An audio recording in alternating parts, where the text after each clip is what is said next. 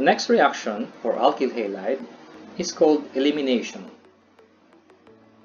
In elimination, fragments of some molecule are removed from adjacent atoms of the reactant. A common product of elimination is an alkene. Beta eliminations have an atom removed, for our case hydrogen, at the beta position relative to the leaving group. This is also called 1,2 elimination. In elimination of this type, Bronsted bases are used to take the hydrogen from the molecule. And in most cases, elimination competes with substitution.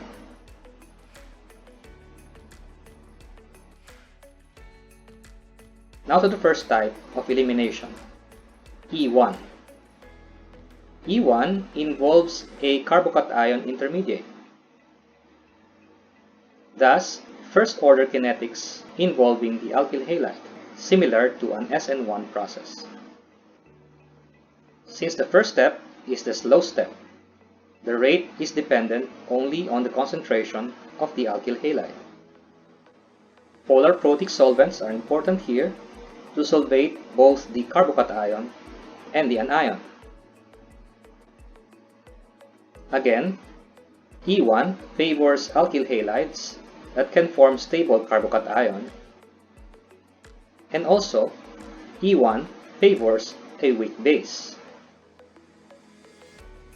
Common type of weak bases are the solvents, such as alcohol and water.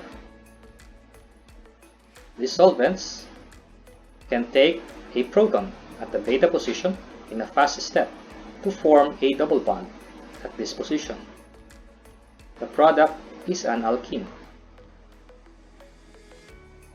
Obviously, this process is operative in solvolysis and favored by bulky solvents. For example, tertiary butyl alcohol, which can act as a base, but not as a nucleophile because of its size.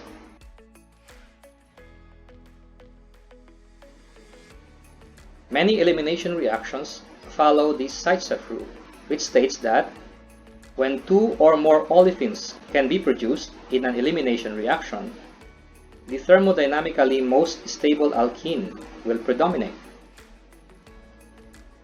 For example, in the E1 reaction of 2-bromobutane, in the presence of tertiary butyl alcohol, 3 possible products may be produced. One is a trans-2-butene, a cis-2-butene, and a 1-butene. Trans and cis-2-butene are possible because anti or syn elimination may occur given the carbocation. Because this reaction follows the Zaitsev rule, the most stable alkene will predominate, which is trans-2-butene.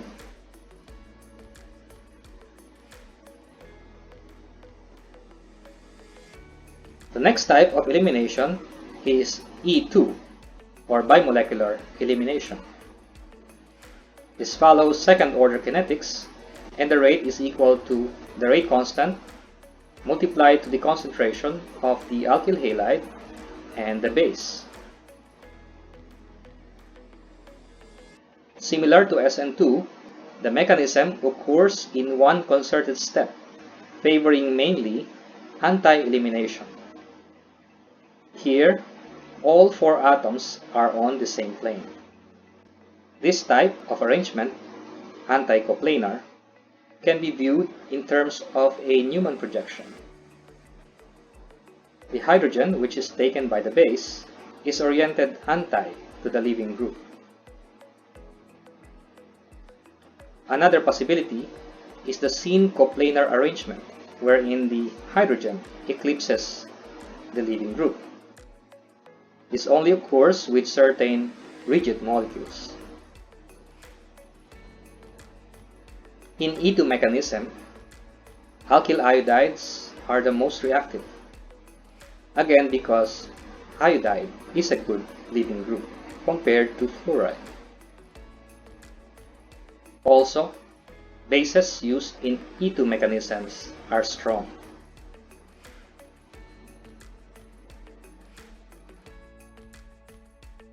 E2 follows the Zaitsev rule if the base, which should be strong, is small. For example, here is sodium ethoxide. Note that two types of hydrogens may be taken in this case. One is a primary hydrogen attached to this beta carbon, and another is a secondary hydrogen also attached to a beta carbon. Because the ethoxide is small, it can readily take this proton to form the thermodynamic product, trans-2-butene. However, if the base or leaving group is big, Hofmann's rule is followed. That is, elimination yields the less substituted alkene. In our case here, the base is tertiary butoxide. Tertiary butoxide is a large base, and it may have difficulty taking a proton at the secondary position. Thus, the formation of a terminal alkene would be more favored here for a large base such as tertiary butoxide. Another case that follows Hofmann's rule is when the leaving group is big. Examples for this will be discussed in a future topic. Another thing that you should note is that the typical solvents used in this reaction is the conjugate acid of the base. This occurs in many cases in an E2 reaction. In a cyclohexane ring, the eliminating substituents must be diaxial to be anti-coplanar. For example, we have here this compound wherein the methyl group and the chlorine substituent are cis to each other.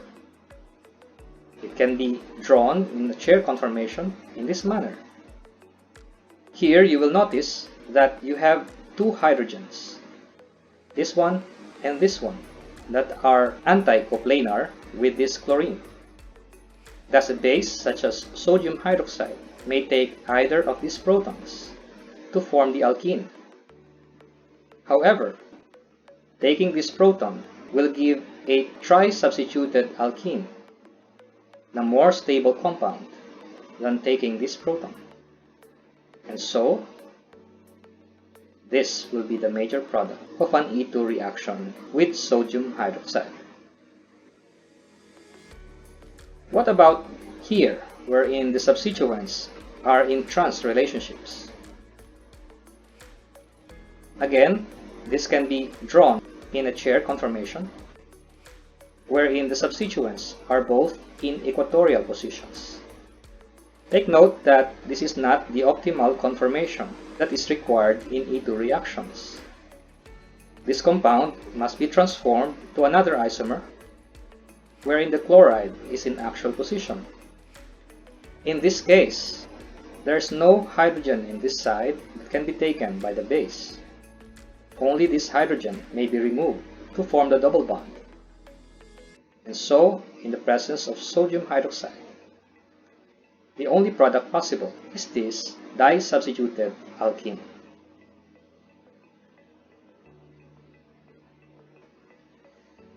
Given that elimination and substitution compete with each other, how do we favor elimination? Eliminations are favored by high temperature. This is true for E1 and E2. Strong bulky bases and polar protic solvents favor E2. For a primary substrate, such as a primary alkyl halide, if the base is small, SN2 competes strongly. Strong bulky bases tilts favor to E2. In secondary substrates, mainly SN2 occur when the bases are weak. For example, chloride, iodide, cyanide, decarboxylate, and alkyl sulfide.